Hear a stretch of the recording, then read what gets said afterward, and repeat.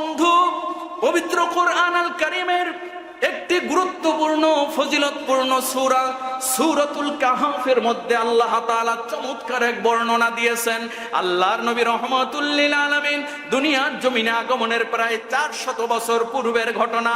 Roman সাম্রাজ্যের এক অধিভুক্ত রাজ্য ছিল, এক অধিভুক্ত রাজ্যের এক জালিম বাদশা ছিল যার নাম ছিল দাকিয়ানুস।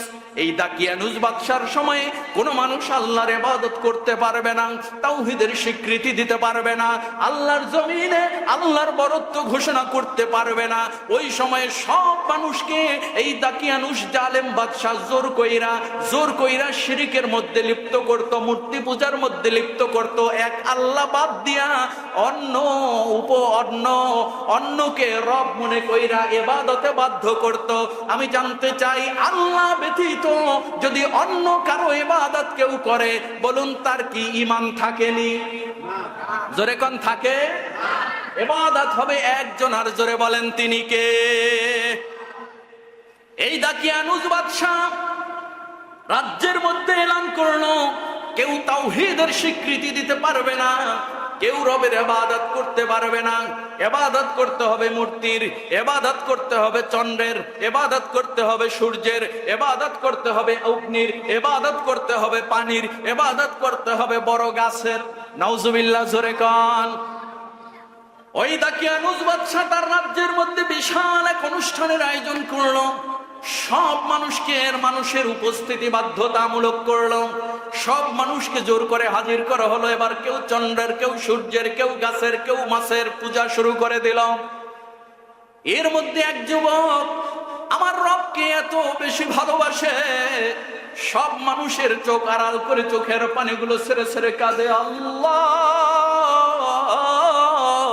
আমি তো তোমাকে রব বইলা জানি, আমি কেমনে তার এই জাহেলদের কথা মাইনা আমি মূর্তির পূজা করব, মূর্তিকে রব মানব? যেই মূর্তি মানুষে বানা কখনো করতে পারে না। এই যুবক সে ওই অনুষ্ঠানের স্থল ত্যাগ করে একটু দূরে চলে গেল। দূরে চলে গিয়ে একটা গাছের নিচে বসে যুবক গিয়ে বসলো, চোখের পানিগুলো ছেড়ে ছেড়ে মালিকের দরবারে কাঁদে। এরপরে আরেকজন যুবক ওইখানে গেল, এরপরে আরেকজন গেল। এভাবে যাইতে যাইতে 7 জন যুবক ওই গাছের নিচে গিয়া ছায়ার মধ্যে বসে বসে নিজেদের মধ্যে এবার একটু আলাপ আলোচনা শুরু করলো। আল্লাহু আকবার কন। মানুষ একা বাস করতে পারে না, মানুষ সামাজিক জীব, সমাজবদ্ধ হয়ে বাস করে, ঠিক কিনা বলেন? একা কি মানুষ থাকতে পারে? এবার ওই প্রথম ব্যক্তি জিগায়, কিরে, এই যে দাকিয়ানুস বাদশা মূর্তি পূজার জন্য সবাই আহ্বান করছে, তা তোমরা ছাইরা এখানে কেন আসলা? এখন ওই বাকি 6 জন কয়, তুমি তো সবার আগে আসছো, তো তুমি কেন আসছো, তুমি একটু বলো। এবার ওই প্রথম ব্যক্তি নির্ভয়ে, যে যা হবার তা হবে, তিনি বলে উঠলেন যে, দেখো, আমি এই মূর্তির পূজা পছন্দ করি না, আমি আমার রব একজন আছে, আমি আমার রবকে মানি, আমি আমার রবের ইবাদত করি, এই জন্য এই জায়গা থেকে একটু আমি দূরে চলে আসছি। জোরে কন্যা সুবহানাল্লাহ। এবার বাকি 6 জন কয়, আমাদের মনের কথাও এইটা, আমরা মূর্তি পূজা পছন্দ করি না, আগুনকে রব বইলা মানতে পারি না, আমাদের রব আছেন একজন। জোরে বলেন না, তিনি কে? আল্লাহ তাআলা এই ঘটনা পবিত্র কোরআন আল কারীমের সূরাতুল কাহফের 14 এবং 15 নম্বর আয়াতের মধ্যে সুন্দর করে বর্ণনা করলেন। আল্লাহ তাআলা ইরশাদ করেন, وَرَبَطْنَا عَلَى قُلُوبِهِمْ إِذْ قَامُوا فَقَالُوا رَبُّنَا رَبُّ السَّمَاوَاتِ وَالْأَرْضِ। জোরে কোন আল্লাহু আকবার। তারা দৃঢ়চিত্তে উঠে বসলো, উঠে অন্যত্র চলে গিয়ে তারা স্বীকৃতি দিল, আমাদের একজন রব আছে, আমাদের রবের নাম জোরে বলেন কি? আমরা রবের ইবাদত করব। এবার রাজ্যের মধ্যে খোঁজাখুঁজি, কানা ঘোষাঘুষি, ওই রাজ্যে দাকিয়ানুস বাদশার গোয়েন্দা সংস্থার হাতে এরা ধরা পড়ে গেল। এই 7 যুবক ধরা পড়ে গেল। 7 যুবক ধরা পড়লে গোয়েন্দা সংস্থায় 7 জনকে ধইরা দাকিয়ানুস বাদশার দরবারে হাজির করলো। হাজির কইরা বলে, কেন তোমরা মূর্তি পূজা করো না? এবার ওই 7 জন ব্যক্তি নির্দ্বিধায় রাজাকে, বাদশাকে, জালেমকে ভয় না পাইয়া আল্লাহর জমিনে আল্লাহর তাওহীদের কথা বললেন যে আমরা তোমার এই মূর্তি পূজা পছন্দ করি না, আমরা আগুনের পূজা, গাছের পূজা, মাছের পূজা আমরা মানি না। আমাদের একজন রব আছে, কুল কায়নাতের বাদশা আমার আল্লাহ আছে, আমরা আল্লাহর গোলামি করি। জোরে কোন সুবহানাল্লাহ। বাদশা তো তেলে বেগুনে জ্বলে উঠছে, কি বলবো এসব? হবে না, আমার রাজ্যে থাকতে হলে মূর্তি পূজা করতে হবে, শিরকের মধ্যে ডুবতে হবে, নচেত তোমাদেরকে বাঁচায় রাখবো না। তোমরা যদি বৃদ্ধ হইতা এখনই তোমাদের গর্দান আলাদা করে দিতাম। যাও, তোমাদেরকে 3 দিন সময় দিলাম, ভেবে চিন্তে 3 দিন পরে আমাদেরকে উত্তর দিবা। যদি উত্তর না দাও তোমাদের আর রেহাই নাই, বাঁচার কোনো সুযোগ নাই, দেহ থেকে গর্দান আলাদা করে দেব। আমি জানতে চাই বাঁচানোর মালিক একজন, জোরে কোন তিনি কে? আল্লাহ। এই 7 যুবক চিন্তা চেতনা করে চিন্তা করলো যে গোটা রাজ্য আমাদের বিপরীতে চলে গেছে, আমরা এক কাজ করি, চলো এই রাজ্য ছেড়ে আমরা আল্লাহর জমিনে আমরা অন্য কোথাও হিজরত করে চলে যাই। আল্লাহর জমিনে যদি আমরা বাঁচতে পারি আল্লাহর ইবাদত করব। যেহেতু গোটা রাজ্য আমাদের বাহিরে চলে গেছে, আমরা হয়তো এই রাজার সাথে, এই রাজ্যের মানুষদের সাথে যুদ্ধ বিগ্রহ করে টেকতাম না। এই বলে 7 যুবক এবার হিজরত শুরু করলেন। হিজরত শুরু করলে তাদের সঙ্গী হইল একটা কুকুর। রাস্তাঘাট দিয়ে হাঁটলে দেখবেন মানুষ হাঁটে, সাথে কুকুর হাঁটা শুরু করে না? জোরে কোন আছে না নাই? পৃথিবীর জমিনে সবচেয়ে বিশ্বস্ত প্রাণীর নাম কি বলেন তো? জোরে কোন নাকি? মানুষ মানুষের সাথে গাদ্দারি করে, কুকুর মুনিবের সাথে গাদ্দারি করে না। কুকুরকে বারবার বারণ করতেছে, এই যে আমাদের সাথে আসিস না। এই কুকুর এমন কিতমির কুকুর, সে ওদের সঙ্গী হইল। অনেক লম্বা আলোচনা, পুরো কোরআন এটাকে খুব চমৎকার করে উল্লেখ করেছেন। আল্লাহর কি দয়া, এই কুকুর সহ তারা এবার রওনা হয়ে গেলেন। গিয়া এক বিশাল মরু বিস্তীর্ণ অঞ্চল দিয়ে যাচ্ছিলেন। এক বিশাল পাহাড়ের গুহায় তারা আশ্রয় নিলেন। আশ্রয় নেওয়ার পরে আল্লাহ তাআলার কাছে এবার তারা দোয়া চাইলেন। জোরে কন্না সুবহানাল্লাহ। আল্লাহ তাআলার দরবারে এবার এই 7 যুবক দোয়া চাইলেন। ইদ আওয়াল ফিতিয়াতু ইলাল কাহফি ফাকালু রাব্বানা আতিনা মিন লাদুনকা রাহমা। জোরে কোন আল্লাহু আকবার। মালিক, ঘর বাড়ি সংসার সম্পদ সব সাইরা তোমার জন্য এবার মাতৃভূমি, জন্মভূমি, রাজ্য সাইরা আমরা পলায়ন করতেছি, হিজরত করে যাচ্ছি গো আল্লাহ। তুমি আমাদের উপরে একটু রহমত নাজিল করো, আমাদেরকে একটু দয়া ভিক্ষা দাও। আমি জানতে চাই আপনাকে আমাকে যিনি দয়া করেন, আপনাকে আমাকে যিনি রহমত দান করেন তিনি কে? এজন্য আল্লাহর দরবারে চাওয়ার দরকার আছে না নাই? আমরা তো না বুঝে আমরা ভুল জায়গায় মেসেজ দেই, আছে না নাই? জোরে কোন আছে না নাই? আল্লাহর কাছে চাওয়া বাদ দিয়া কেউ বা দৌড়াইয়া যায় ল্যাংটার কাছে চায়, এমন লোক আছে না নাই? আল্লাহর জমিনে আল্লাহর কাছে না চাইয়া কেউ বা মাজারে যায়, পরে মাজারওয়ালার কাছে চায়, এরকম লোক আছে না নাই? স্পষ্ট করে ফতোয়া দিয়ে যায়, আল্লাহর জমিনে এই কপাল দিয়া সেজদা হবে একজন, আর জোরে বলেন তিনি কে? আল্লাহ ব্যতীত এই কপাল দিয়ে যদি কোনো মাজারে কেউ সেজদা দেয়, কোনো ব্যক্তিকে যদি কোনো সেজদা দেয়, কোনো পীর নামের জাহেল কোনো মুশরিককে যদি সেজদা দেয়, ওই মানুষের আর ঈমান থাকতে পারে না, ঈমান থাকতে পারে না। আল্লাহর জমিনে আল্লাহর দেওয়া কপাল দিয়া সেজদা হবে একজন, আর 2 হাত তুলে বলেন তিনি কে? আছে না নাই? আল্লাহর কাছে চায় না, দৌড়ে ল্যাংটার কাছে চায়। দেওয়ার মালিক কে? ল্যাংটার বাবার কোনো ক্ষমতা আছে কিছু দেওয়া? জোরে কন আছে? আপনি আমি তো মেসেজ দিছি ভুল জায়গায়, ঠিক কিনা বলেন? সঠিক জায়গায় সঠিক নাম্বারে যদি মেসেজ দিতে পারি, আপনি আমি ক্যান্সারের রোগী মাফ করে দেওয়ার মালিক কে? আপনি আমি কঠিন মরণ ব্যাধিতে ভুগতেছি, ক্ষমা করে দেওয়ার মালিক কে?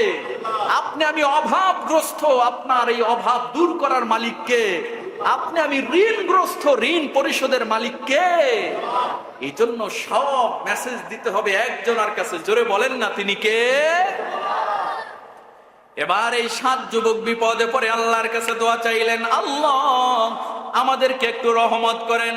শুধু রহমত করবেন তাই না, মিন আমরিনা রশাদা, আমাদের কাজকর্মকে আপনি সহজ করে দেন। আমার আল্লাহ কয়, গোলাম আমি রবের কাছে যেহেতু রহমত চাইলাম, যাও যাও যাও, আমি আল্লাহ তোমাদের এমন এক রহমত দিলাম।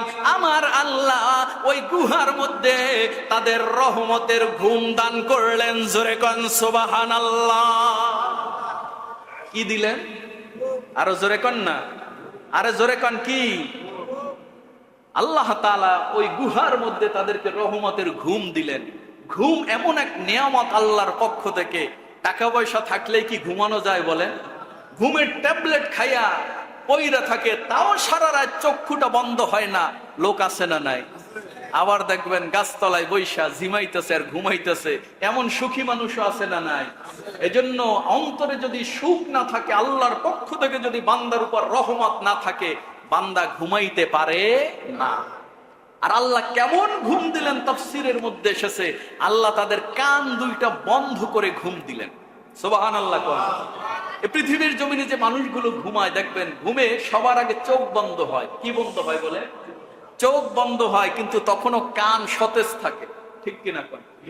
চোখ বন্ধ, হঠাৎ করে কাছের একটা গ্লাস পড়ে গেছে, কান কিন্তু আগে আলাপ পাইছে, ঠিক কিনা কোন? সব শেষে বিজ্ঞান বলছে যেটা নিস্তেজ হয়, সব শেষে যেটা নীরবে নিভৃতে ঘুমায়, সেটা হলো কান। জোরে কোন কি? সবাই কোন কি?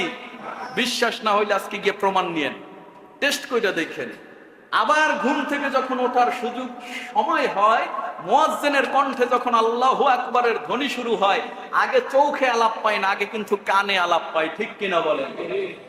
আল্লাহ এদের কান দুইটা বন্ধ কইরা গুহার মধ্যে ঘুম পাড়াইলেন। আল্লাহর কোরআন বলতেছে 1 বছর 2 বছর আর 100 বছর 200 বছর না, 309 বছর ঘুম পাড়াইয়া রাখলেন। জোরে কন্যা সুবহানাল্লাহ। কয়শো বছর? আমার বানানো কথা না, আল্লাহর কোরআন থেকে বলতেছি, সূরা কাহাফের বর্ণনা। 309 বছর ঘুমাইলেন। সূর্য যদি গুহা দিয়া তাদেরকে একটু কষ্ট দেয়, এজন্য সূর্যকে আল্লাহ বাঁকা কইরা হেলান দিয়া ঘুম পার আলো দিলেন, চন্দ্রকে হেলান দিয়া বাঁকা কইরা আলো দিলেন। সূরা কাহাফের বঙ্গানুবাদ আপনারা পড়ে দেখবেন। আমি সময়ের সংক্ষিপ্ততা এদিকে আর যেতে পারতেছি না। 309 বছর পর আল্লাহ এদের ঘুম ভাঙাইলেন। জোরে কন্যা সুবহানাল্লাহ। এমন একটা আরেকটার জিজ্ঞাসা, কিরে কতটুক সময় ঘুমাইলি? একটাই কয় যে সকালে ঘুমাইয়া মনে হয় বিকালে উঠলাম। কয় না, আরেকটু বেশি, মনে হয় একদিন এক রাত ঘুমাইছি। আরেকটা না, একদিন মনে হয় ঘুমাইছি। আর একজনে কয় তর্ক বিতর্ক বাদ দাও, ঘুমের পর এখন পেটে ক্ষুধা। সুবহানাল্লাহ কোন? যাও বাজারে যাও, গিয়ে একটু খাবার দাবার নিয়ে আসো, তবে নাক চোখ মুখ ঢাইকে দিও, খবরদার ওই দাকিয়া নুসবাত সাজানো না দেখে, কারণ ওর লোকজন দেখলে আমাদের আর উপায় নাই, আমাদের গর্দান আলাদা করে দিবে, ঠিক কিনা বলেন? গেল বাজারে, বাজারে গিয়ে খাবার কিনলো, কয় খবরদার পবিত্র খাবার কিনো, আমাদের তো টাকা হইলে কোন খাবার আমরা খাই নিজেদের হুঁশও থাকে না, ঠিক কিনা বলেন? কোনটা হালাল কোনটা হারাম আমরা চিন্তা করি না, যা পাই শুধু তাই কি কয় আছে না নাই? লোকগুলাকে বল ওই পবিত্র খাবার কিনে এখন দোকানদারকে টাকা দিল, মাল নিয়ে তিনি চলে গেল। এই এদিকে আসো, কি টাকা দিছো? এই টাকা তো আর চলে না, টাকা চেঞ্জ করে দাও। কারে ভাই, এইটাই তো এই দেশের টাকা। কয় না, এই দেশের টাকা তো এইটা না। বলেন তো, আজ থেকে 100 বছর পূর্বে বাংলাদেশে যে নোট ছিল, এখন কি সেই নোট আছে?